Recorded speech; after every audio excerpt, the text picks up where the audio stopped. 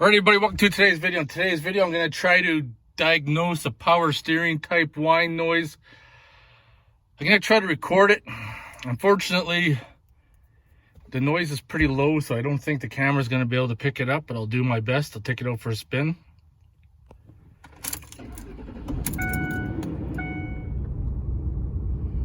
Like I said, I doubt you're going to be able to hear it, but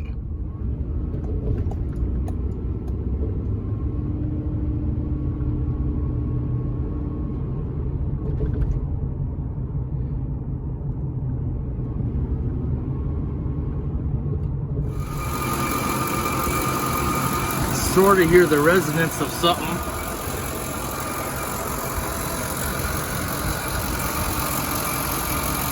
So I got on my tensioner right there, so I got an idler on the tensioner, an idler right there. The ribbed one is the one that I replaced the bearing in last year. Those ones are the ones that commonly fail. And then I got one right there, so we'll see if any of them feel rough. So there's actually two bearings that are a concern to me. One is this one.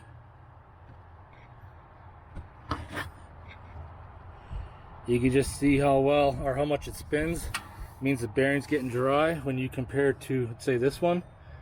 Lots of grease in that one. And this ribbed one, I don't know if you're going to be able to see too well. It's one I got from the junkyard. It seems pretty dry too. So this one here has got a 6203 bearing. I actually got one right there that we're going to replace, but if you can take your pulley and it spins like that, those bearings are on the way out. Plus with my finger in there, I can feel a little bit of play. So we're going to change this.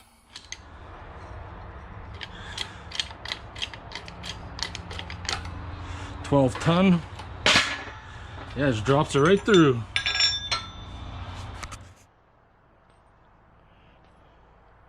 So you can see that's pretty much shot. So I'm going to press the new bearing in. You want to use a driver that's about the same width as the bearing. You never want to press in the center or on the inside. You want to press all the way across. Otherwise you'll burnell the bearing.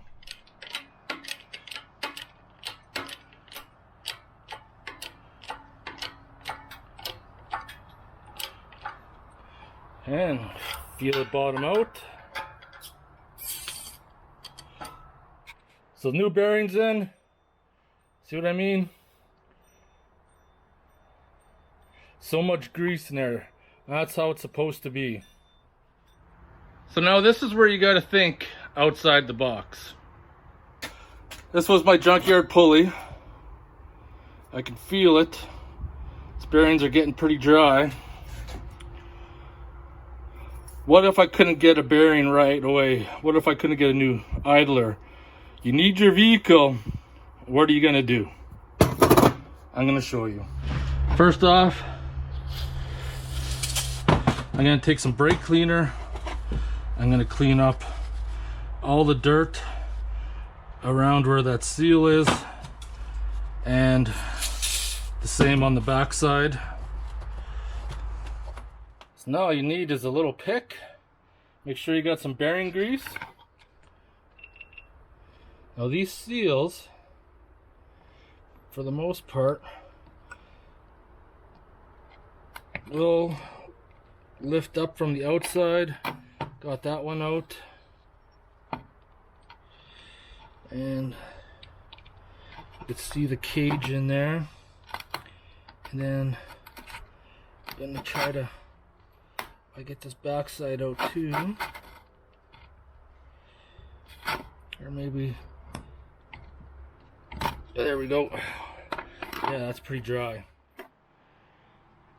So you can see right there, those balls are pretty dry.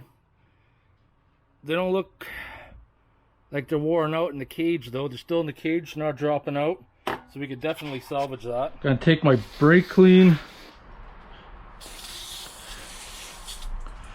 spray that out inside. That will clean up the bearings. Whoops, dropped my rag. It's not what I want. So I got my bearings cleaned. That side's got the cage, so I'm going to start with this side. This side's not too important, so I'm just going to put just a light film of grease on this back side, and then I'm going to pop that seal back in.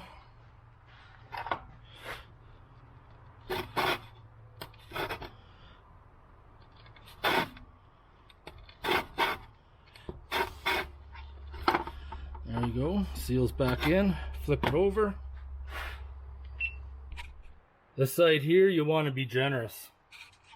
Load her up.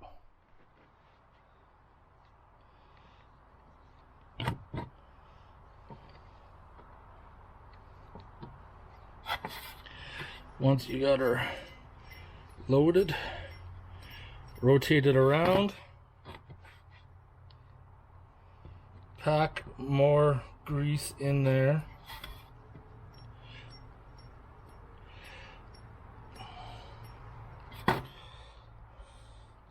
Load her up nice and tight, nice and tight.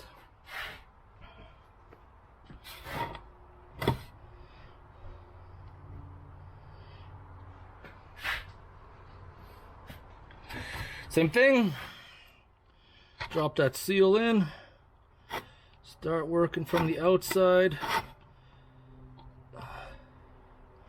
working that seal back in place with all that grease.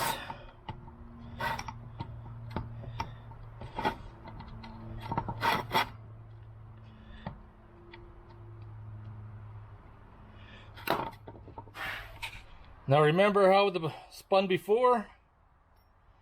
Nice and tight. Nice and tight. That's how we want it. And that, my friends, is how you can refurbish a bearing to keep you going on the road. Now for the pro tip.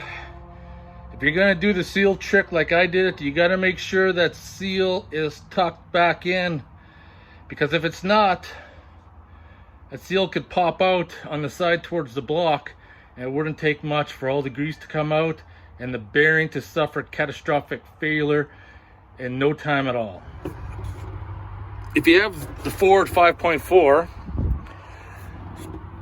the ribbed idler down there is the one that usually goes bad. So re-grease that one, replace the bearing in that one. Power steering felt good, that one felt good. The tensioner down underneath that idler felt good. Water pump was replaced not that long ago. Alternator swapped out. I'm pretty sure my problem will be solved. Going to put the air intake back in, take it out for another spin. Take this for another quick ride. So I'm pretty sure I nipped her in the butt. You could definitely tell the issue was in that rib pulley. That bearing was pretty dry. Now to confirm.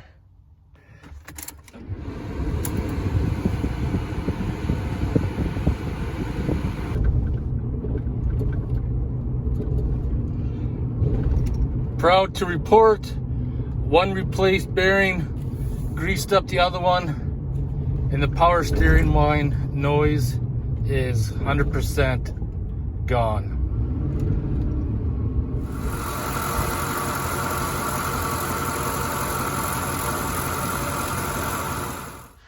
So before I end the video on solving the power steering whine in my F-150, I want to say, if you did remove the seal, repack the bearing like I did, you want to check it again. You want to check it maybe after 100 kilometers. You want to check it again after like a week.